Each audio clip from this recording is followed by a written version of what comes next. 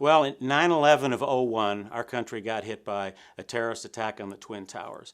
And it really pulled our country together, and I think it pulled our Rotary Club together too. There are a lot of patriotic people in our club, and I think everybody, regardless of what side of the aisle they might have cast their vote to, pulled together, and we were all Americans. We were all Rotarians.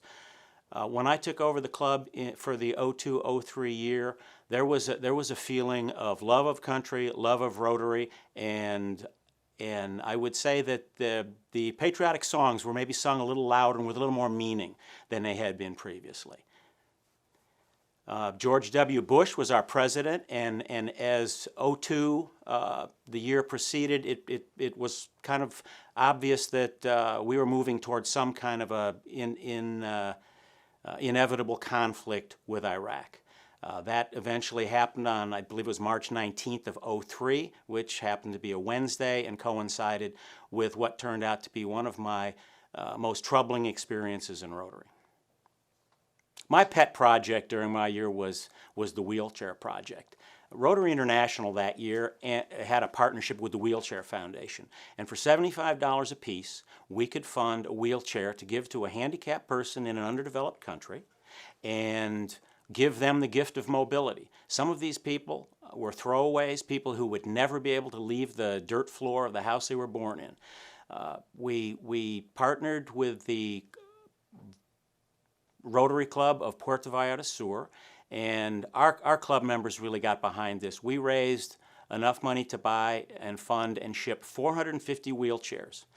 And to culminate the project, about 45 members of the club and their family members went down to Puerto Vallarta, spent 4 days with the members of the Puerto Vallarta Sur Club, and actually assembled and delivered most of these wheelchairs to handicapped people that the club in Mexico had identified previous to our arrival.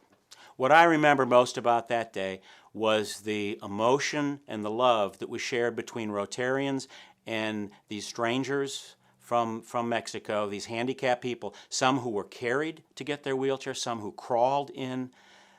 It was such a sharing of love and emotion. My most lasting recollection is seeing my son Nick and my daughter Emily presenting their wheelchairs to two handicapped children that they had handpicked. My son helped a little girl sit in the chair that he had bought, and my daughter also presented a chair to a little girl. The emotion and the connection between these four children was absolutely outstanding.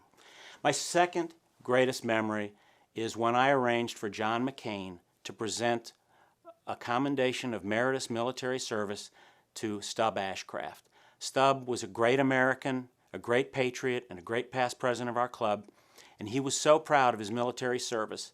And I knew he had this commendation coming, and I was able to arrange with John McCain's office that John McCain would bring it with him and present it to Stub in front of the entire membership. I also was able to get Stub's grandson, who was a West Point graduate, to be in attendance at that meeting. And I can assure you there were very few dry eyes in the room when John McCain presented that commendation to our Stub Ashcraft. What was the best program we had during the year? Tough question. Mark Irvin, a very good friend of mine and a great Rotarian, was my program chairman. And he and his committee did an incredible job bringing in great talent for our programs that year. I remember we started my year with the president of NAU, followed by the clerk of the Superior Court, then the Attorney General, Janet Napolitano, soon to be the governor of our state, was on stage with me. And we had Lieutenant General Bob Johnston. We had Fitz from the Daily Star. We had the most incredible programs coming out of the chute, and it just kept happening week after week after week. We had Lute Olson, who at the time whose team was ranked #1.